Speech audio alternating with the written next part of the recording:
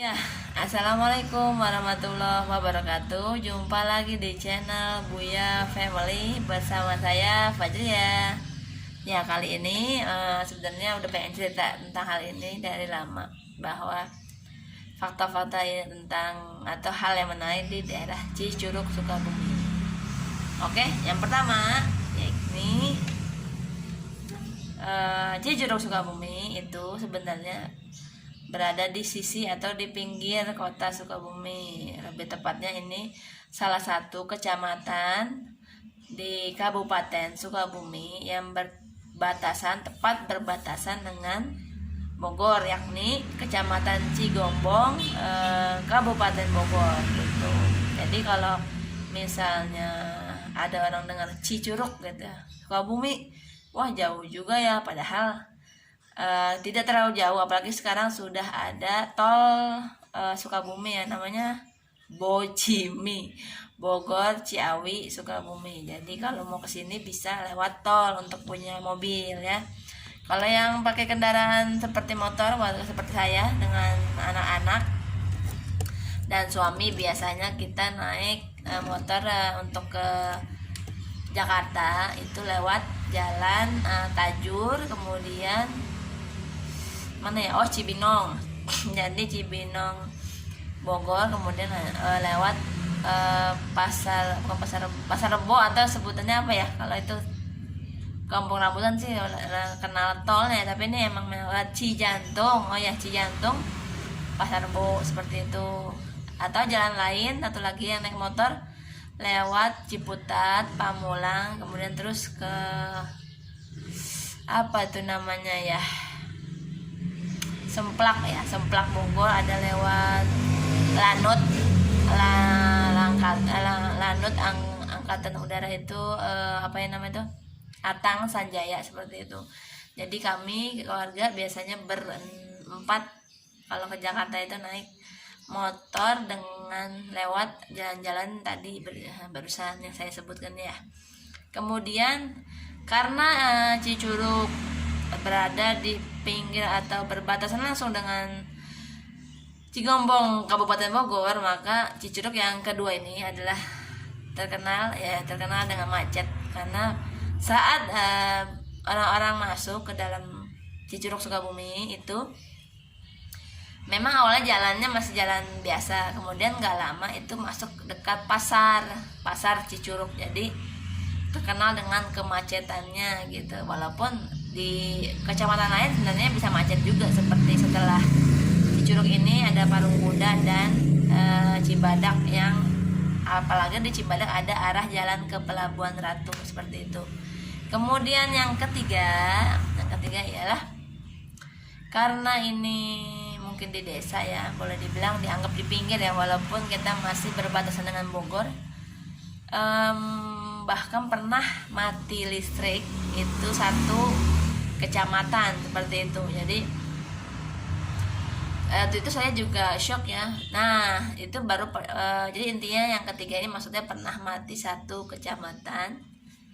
Namun penyebabnya yang keempat adalah jika disebabkan oleh hujan besar, hujan deras yang disertai dengan petir. Jadi pasti biasanya mati lampu atau mati listrik, bahkan sampai ke satu kecamatan, seperti itu.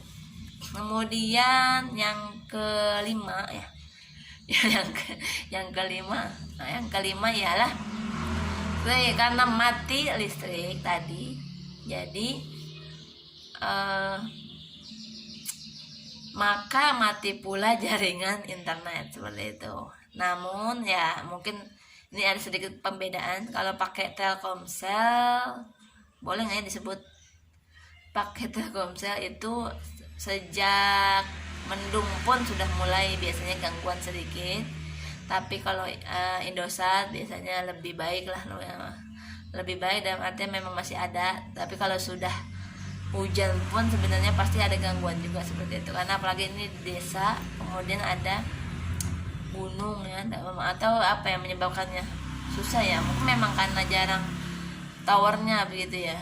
Kemudian tadi mati jaringan yang ke-6 ya, sekarang udah yang ke-6 nih.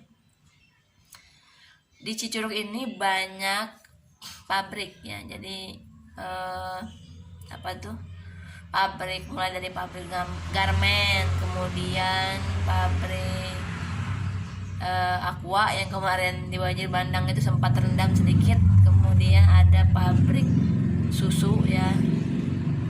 Saya juga baru tahu itu ternyata pabrik susu Yakult sama Indolacto ya, buat susu Indomilk ya, itu ada di Cicurug. Nah, alhamdulillahnya meskipun kita termasuk lumayan ramai untuk kota, ibaratnya di pasarnya itu, pasar Cicurug, masih juga suhunya cukup dingin karena kota yang ketujuh lagi, banyak berarti faktanya ya. Kita diapit oleh gunung kata teman-teman sih, jadi kayak kurang atau belum terlalu jelas, atau saya belum sendiri takut salah bicara.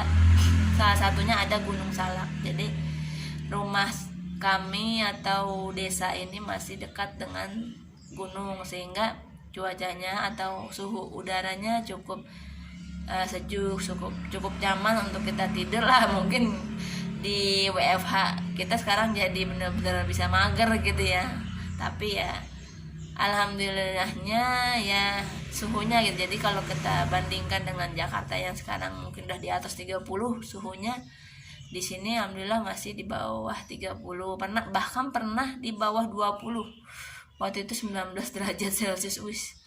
Udah kayak punya AC di rumah sendiri ya, tapi ya bertahan hidupnya mungkin ibaratnya kalau kita lihat di Amerika yang bersalju gitu. Di sini juga lumayan segitu ya, udah dingin, nafas itu sudah mengeluarkan uap.